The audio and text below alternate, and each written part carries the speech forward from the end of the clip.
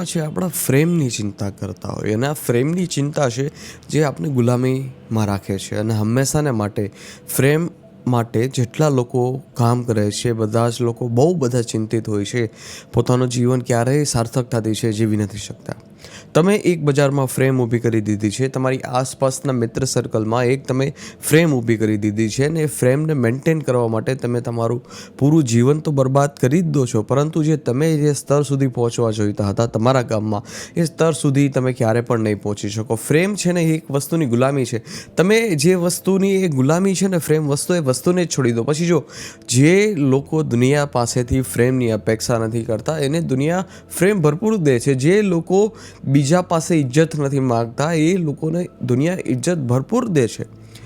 કબીર સાહેબ જેને કહી શકાય, એને ક્યારે પણ જીવનમાં છે ફ્રેમની માંગણી નથી કરી. ભગવાન બુદ્ધે ક્યારે પણ જીવનમાં ફ્રેમની નથી માંગણી કરી. જેટલા પણ મહાન લોકો આ દુનિયામાં થઈ ગયા છે એ લોકોએ ક્યારે પણ ફ્રેમની છે એ પોતાના જીવનમાં કમી મહેસૂસ તો નથી જ કરી, પરંતુ કામના પણ ક્યારેય નથી કરી. એટલા જ માટે એ લોકો ચિંતિત ના થઈને પોતાના જીવનમાં એ કોઈ કામમાં સાર્થક ઉર્જા લગાવી શકતા હતા. આપણે બધા લોકો ફ્રેમ પાછળ ભાગીએ છીએ. ફ્રેમ છે જે આપણે ગુલામ બનાવે છે. તમારા મિત્ર સર્કલમાં જે તમારી ફ્રેમ બની ગઈ છે ને, જે તમારો સમય લઈ રહી છે, જે તમારા પૈસા લઈ રહી છે, સમય ને પૈસા બંને વસ્તુ દેવાનું બંધ કરી દો, તમારું મિત્ર સર્કલ ત્યાં જ શૂન્ય થઈ જશે. તમને દુનિયામાં વફાદાર લોકો જોઈએ છે?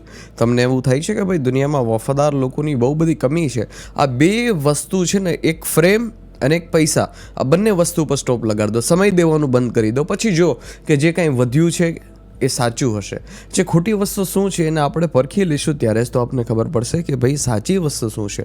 એક ફ્રેમની પાછળ આપણે બધા લોકો જીવન જીવતા હોઈએ. ફ્રેમનું જે બિંદુ છે, ફ્રેમનું કેન્દ્ર છે, ફ્રેમનું કેન્દ્ર જ આપણે જીવનમાં કાઢી નાખીએ. જો જ્યારે જીવનમાં ફ્રેમનું કેન્દ્ર આપણે બનાવી દીધું છે ને, ફ્રેમનું કેન્દ્ર આપણે હટાવી લઈશું ને, જીવનમાં મોટા ભાગનો બોજ છે હળવો થઈ જશે. તમે એક બજારમાં પોતાની ફ્રેમ બનાવી લીધી છે કે ભાઈ તમારી પાસે મોટી બધી કાર હોવી જોઈએ, તમારી પાસે મોટું બધું કરોડો રૂપિયાનું મકાન હોવું જોઈએ, અને તમારી પાસે પૈસા હોય ના હોય છતાં તમે પરવા કર્યા વગર તમારી ફ્રેમને મેન્ટેન કરવા માટે છે જીવન ગુલામીની માફક જીવશો. જીવન છે એ બીજા લોકોને અમીર બનાવવા માટે જીવન જીવશો. જીવન છે એ બીજા લોકોને પ્રભાવિત કરવા માટે જીવન જીવશો. શું તમે જે લોકોમાં પ્રભાવ પાડવા માગો છો એ લોકો એ લાયક પણ છે કે તમે પ્રભાવ પાડી શકો છો?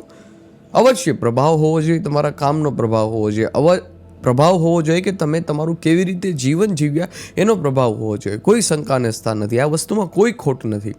પરંતુ આપણે જે ખોખલી ફ્રેમ બનાવીને બેસી જઈએ છીએ એના લીધે આપણે જીવનમાં ઘણું બધું હેરાન થવું પડે છે.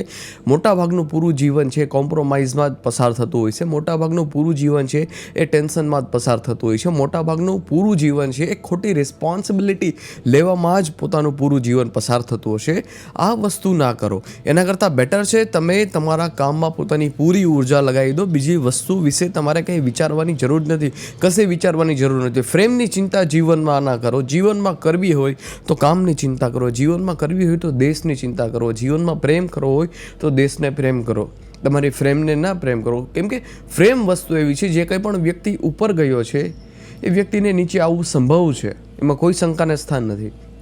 અને જેટલા પણ વ્યક્તિ ઉપર તો પહોંચી ગયા છે પરંતુ એ લોકોએ પોતાના પગ જમીન ઉપર રાખ્યા છે ને, એ વ્યક્તિના દુનિયામાં કોઈ નથી પાડી શકતું. જે વ્યક્તિ દુનિયામાં જીતવા માગે છે, જે વ્યક્તિ છે એને એમ હોય કે મારા સિવાય દુનિયા ઉપર કોઈ ના રાજ કરવું જોઈએ, આઈનો હું બાદશાહ હોવો જોઈએ, એને તો દુનિયા પાડી જ દેવાની છે. પરંતુ જેના પગ જમીન ઉપર છે, જે બાદશાહ બનવા નથી માગતો, એને દુનિયા છે બાદશાહ બનાવી દે છે. કબીર નામ છે પરંતુ આપણે એને કબીર સાહેબ શું કામે કહીએ છીએ? કેમ કે એનામાં કંઈક એવું છે જે બાદશાહ બનવા લાયક છે. એનામાં કંઈક એવું છે જે ખંતવાળું છે. આપણે સ્વામી વિવેકાનંદનું નામ લઈએ તો એટલી ઉર્જાથી શું કામે લઈ શકીએ છીએ, એટલી સ્પષ્ટતાથી શું કામે લઈ શકીએ છીએ, એટલી ગર્વતાથી આપણે શું કામે લઈ શકીએ છીએ? કેમ કે એને જીવનમાં ફ્રેમની પરવા નથી કરી, એને જીવનમાં પરવા કરી છે પોતાના કામની. એને ટેન્શન લીધું છે દેશના લોકો પ્રત્યે કે દેશને કેવી રીતે આગળ વધારી શકું.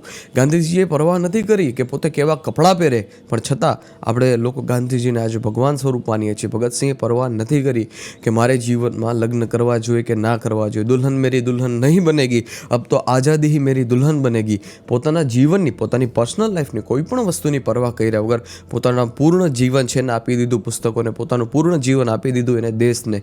એટલા માટે ભગતસિંહ છે. મારું એવું કહેવું નથી કે તમે બધી જ વસ્તુ મૂકીને છે તમે સાધુ બની જાઓ, તમે બધી જ વસ્તુ મૂકીને છે ક્રાંતિકારી બની જાઓ. ક્રાંતિકારી અવશ્ય જરૂર છે. હા, તમારી અંદર એક એવું બીજ મોજૂદ છે જે તમને ઉર્જા આપી રહ્યું છે ક્રાંતિકારી માટેની. તો દેશને ક્રાંતિકારીની જરૂર છે, મારે પણ જરૂર છે કે દેશમાં સર્વશ્રેષ્ઠ ક્રાંતિકારી પેદા થાય. ચીન અને ભારતને એક સમાન ગણવામાં આવે. ચીન ટોપ ઉપર બેઠું છે અને કદાચ ભારત દેશ છે એ 20 થી 25 વર્ષ ચીનથી છે પાછળ હાલે છે. એક સમય એવો હતો કે ચીન અને ભારત ઇક્વલ ગણવામાં આવતા હતા અર્થવ્યવસ્થામાં અથવા કોઈ પણ વસ્તુમાં.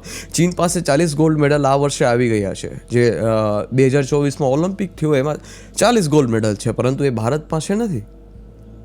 ભારત પાસેની ચિંતા આ વસ્તુની કરવાની જરૂર છે.